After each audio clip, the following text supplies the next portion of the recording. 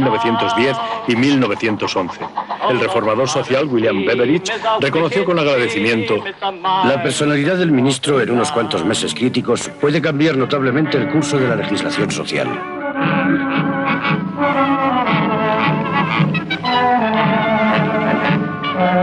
Posteriormente, Churchill se ganó la enemistad de todo el movimiento obrero cuando de repente movilizó a 50.000 tropas armadas contra los ferroviarios en huelga.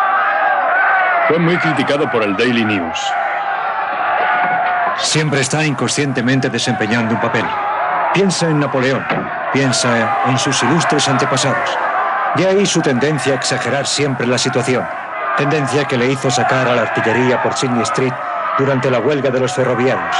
Y le hizo despachar a los militares por todas partes. Se ve a sí mismo moviéndose entre el humo de la batalla triunfador, terrible, lanzando relámpagos por los ojos.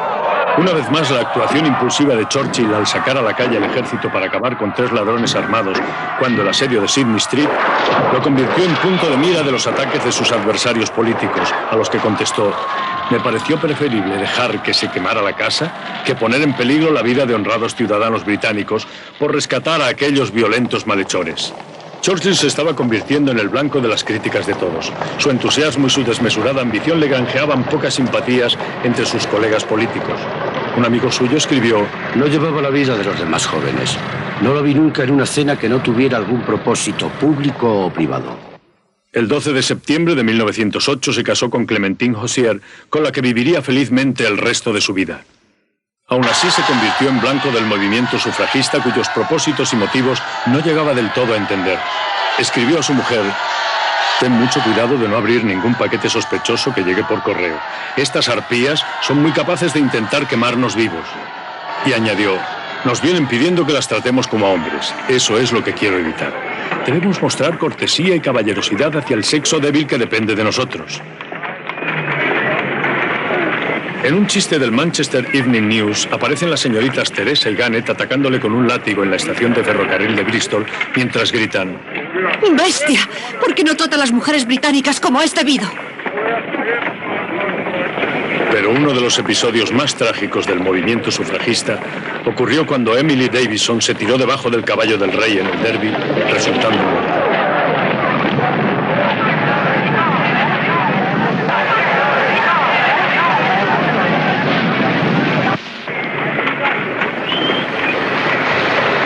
Su funeral paralizó Londres. Sin embargo, no fue ninguna de estas circunstancias aisladas lo que les facilitó el voto a las mujeres, sino un acontecimiento posterior que pocos podían prever. El Kaiser, que había visitado recientemente Gran Bretaña, se había reunido con Churchill algunos años antes. Mientras estaba de maniobras en Alemania, Churchill había escrito algunas líneas que desmentían su fama de ser una persona poco sensible y afirmó: por mucho que me atraiga la guerra y me fascinen sus tremendas situaciones, cada año siento con mayor intensidad, y esta sensación se agudiza aquí entre todas estas armas, que todo esto es una barbaridad y una locura de lo más vil y perversa. Muchos seguían pensando que cualquier guerra futura se libraría mediante gloriosas cargas de caballería con algún apoyo aéreo. Sin embargo, Churchill señaló: estos militares a menudo no ven las simples verdades que hay por debajo de las relaciones entre todas las fuerzas armadas. Cuando pasó al almirantazgo, insistió para que se asignaran grandes presupuestos a la Marina. Creía que aquello serviría como medida disuasoria para los alemanes. Como llegó a decir Kitchener: bueno, al menos hay una cosa que de ningún modo te pueden negar. Cuando estalló la guerra, la flota estaba lista. Así que en 1914, Churchill, que tenía por entonces 40 años, se había ganado el afecto y el respeto de la mayoría de sus colegas, aunque muchos seguían sin confiar en él y lo despreciaban. Su carrera iba en ascenso, y cuando situó la flota en posición de combate y movilizó las reservas sin permiso del gobierno, fue porque había comprendido que era esencial no permitir que el país fuera tomado por sorpresa.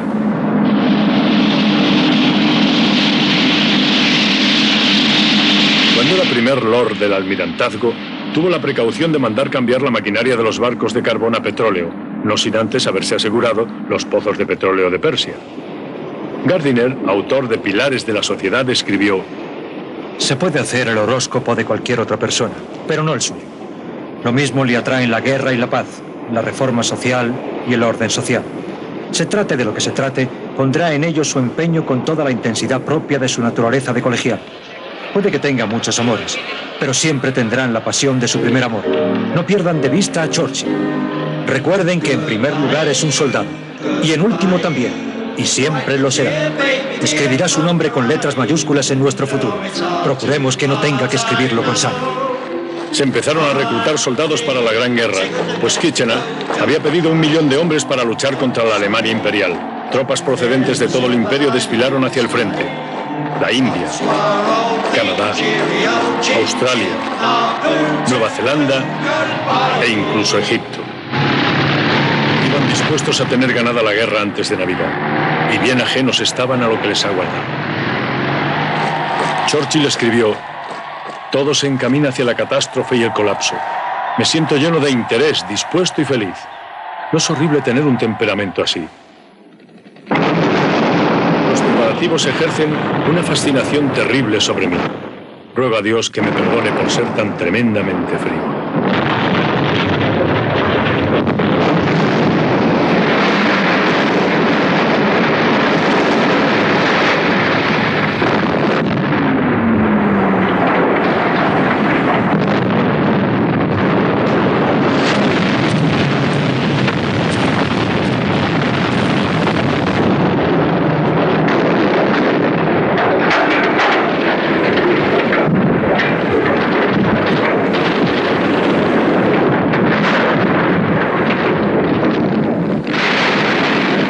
Durante el primer año, los británicos perdieron más de la mitad de los hombres que habían enviado a luchar a Francia.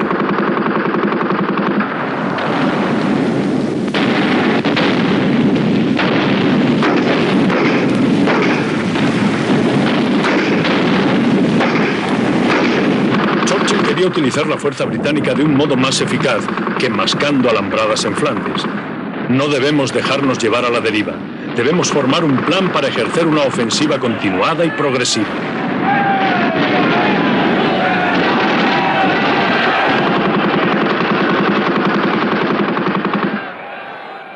El estancado frente occidental se extendía ahora de Suiza a Bélgica.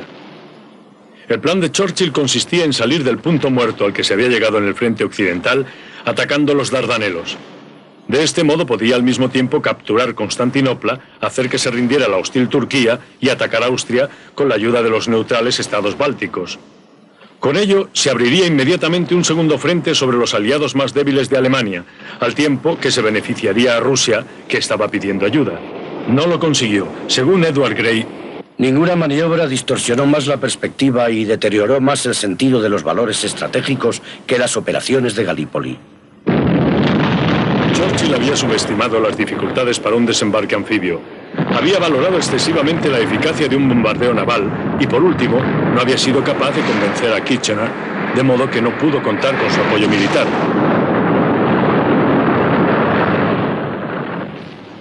Así empezó la larga agonía de las campañas de Galípoli, que mientras duraron, causaron 250.000 de bajas entre los aliados. El historiador Hankey comentó: detrás de cada episodio había toda una historia de rumores, contradicciones, conjeturas, indecisiones y contraórdenes antes de que se llegara al apogeo en un baño de sangre y destrucción. Y más de 30 años después, Churchill escribió: por aquel entonces mi perdición fue los Dardanelos. Se echó a perder una empresa excelente al intentar yo una operación bélica a gran escala y combinada desde una posición de menor importancia. No es aconsejable intentar semejantes aventuras. El efecto total del desastre de Galípoli se debía a que se habían retirado del frente occidental un gran número de tropas que hacían allí mucha falta, pues se había llegado a un punto muerto y además el gas venenoso comenzaba a extenderse por las trincheras enlodazadas. Churchill no tuvo más remedio que dimitir del gabinete de guerra y se fue a luchar a Francia. Escribió a su mujer: tanto esfuerzo, tantos años de luchas y de preocupaciones incesantes, y ahora esta dura y difícil vida bajo el martillo de Thor hacen que se me pasen por la cabeza, tal vez por primera vez, otras cosas aparte de la acción. A menudo pienso también que no me importaría demasiado dejar de vivir. Estoy tan dominado por el egoísmo que me gustaría tener otra alma en otro mundo y encontrarme contigo en otras circunstancias.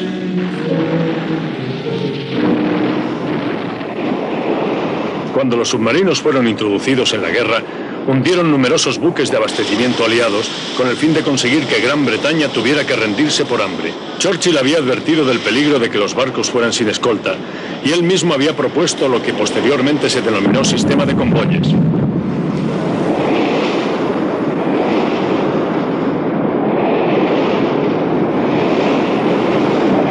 Sin embargo, el desastre de los Dardanelos había eclipsado la auténtica contribución de Churchill a la guerra, la expansión de la marina y su eficacia inicial. También había propiciado la utilización del tanque a pesar del escepticismo oficial.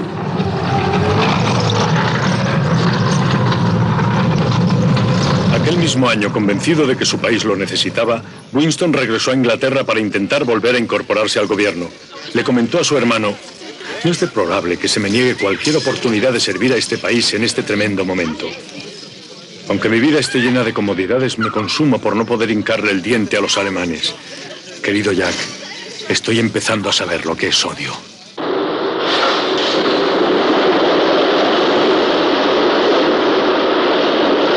Por aquel entonces las mujeres estaban ya trabajando en igualdad de condiciones que los hombres, en una carrera desesperada por mantener abastecidas a las tropas del frente. De modo que irónicamente fue Churchill, que otrora había sido el blanco de la agresión de las sufragistas, el que ayudó a las mujeres a alcanzar la igualdad y finalmente el voto. En 1917 lo habían nombrado ministro de municiones y había reclutado mujeres para las fábricas. Ahora Churchill podía poner en práctica toda la potencia de su nueva arma, el tanque.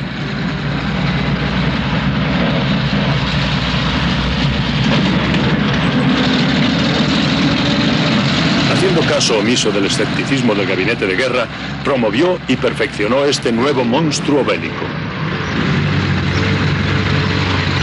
Cuando se firmó el armisticio, 415 tanques se habían abierto paso a través de las líneas alemanas.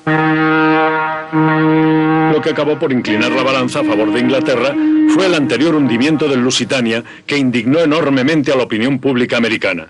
Como consecuencia de ello, el gobierno de los Estados Unidos se decidió por fin a enviar a Europa un contingente de soldados americanos.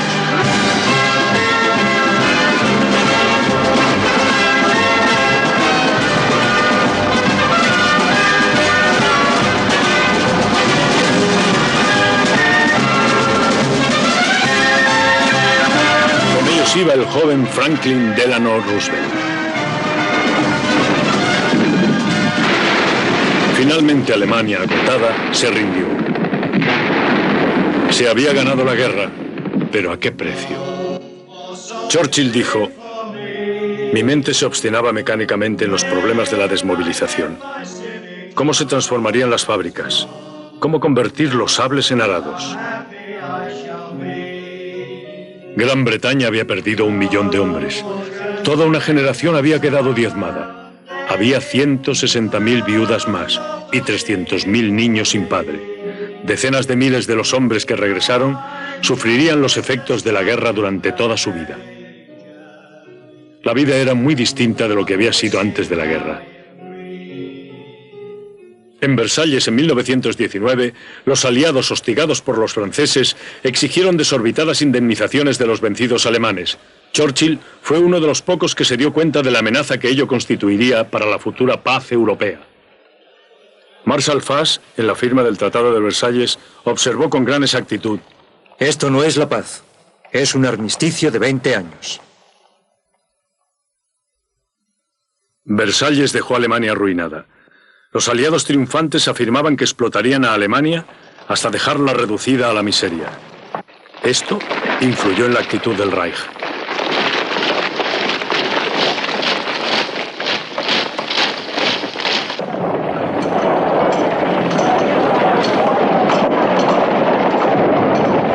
Mientras tanto, a Churchill lo nombraron ministro de la guerra, y preocupado por la amenazadora expansión del bolchevismo, lo primero que intentó fue enviar una expedición militar contra los bolcheviques rusos.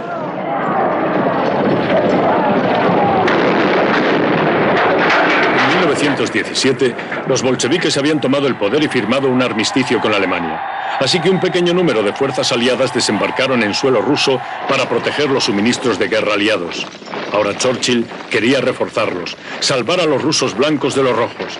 estaba convencido de que los bolcheviques representaban solamente una pequeña fracción de la población rusa. Y a Lenin lo describió como un vacilo de la peste, un monstruo que baja arrastrándose por su pirámide de calaveras. Toda la aventura resultó caótica. Nadie sabía si Inglaterra estaba en guerra o no. Churchill volvió a ser atacado por el Partido Laborista, que lo acusó de propiciar una guerra para favorecer los intereses del capitalismo financiero. Perdió todo el apoyo que tenía. Nadie quería otra guerra. El plan fracasó. Una vez más, fue objeto de burlas. Se va a cazar leones y trae gatos podridos. Fue víctima de muchos prejuicios de clase. Lloyd George, quizás injustamente, escribió: el protagonista más irresponsable de una guerra contra los bolcheviques fue Winston Churchill. Sin duda alguna, tenía un auténtico odio al comunismo. Su sangre ducal se rebelaba contra la eliminación masiva de los grandes duques en Rusia. Por otra parte, Winston no echaba cuentas de que era preciso modernizar el ejército y las fuerzas aéreas. En 1919, las fuerzas aéreas británicas eran ya poco importantes. Y mientras estaba en el gobierno, redujo aún más los presupuestos, convencido, y con razón, de que el Imperio Británico no se vería implicado en otra gran guerra durante los próximos 10 años. El propio Churchill había sido un entusiasta piloto, aunque su mujer a menudo le había suplicado que lo dejara, pues volar seguía siendo una actividad muy arriesgada.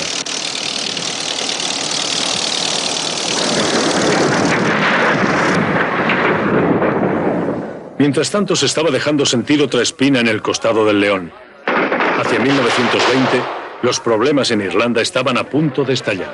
Como reacción a la agitación social y a la violencia callejera existente en el país, el ejército británico y los regulares irlandeses, los Black and Tans, habían establecido campos de internamiento y comenzado a tomar represalias, destruyendo grandes zonas de la ciudad de Cork. Esto produjo gran indignación entre la opinión pública, tanto en Inglaterra como en Irlanda. Se nombró una comisión de investigación y el gobierno acalló a toda prisa su informe. Dio la impresión de que Churchill defendía las represalias. Dijo: los Black and Tans deben tener la misma libertad que la policía de Chicago o de Nueva York a la hora de enfrentarse con bandas armadas. Esto no le dio mucha popularidad. Las cosas iban de mal en peor. El Partido Laborista dijo: se están haciendo cosas en nombre de la Gran Bretaña que harán que su nombre apeste a las narices del mundo entero. Después de la intervención del rey, se llegó a un acuerdo que establecía un Estado libre irlandés en el sur de Irlanda. La verdad es que Churchill y los negociadores irlandeses se tenían algo de respeto mutuo. Pero una vez más, la reputación de Winston se veía empañada por su aparente pasión por la confrontación.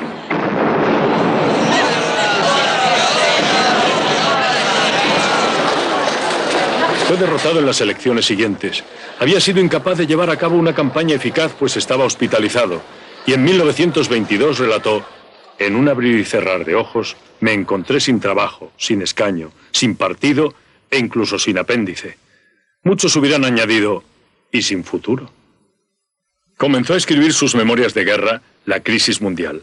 En aquel momento, políticamente, comenzó a girar hacia la derecha. Beaverbrook, magnate de la prensa, comentó: su tendencia es completamente hacia la derecha y sus principios se están volviendo más conservadores. Y en la campaña electoral de 1924 advertía constantemente de la amenaza bolchevique que suponía el socialismo. Se reveló la carta falsificada de Zinoviev, que supuestamente mostraba la amenaza bolchevique a Gran Bretaña.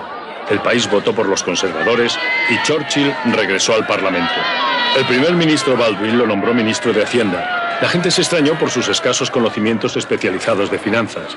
Posteriormente se quejaba: si fueran soldados o generales entendería de lo que hablan, pero tal como están las cosas, es como si hablaran en persa.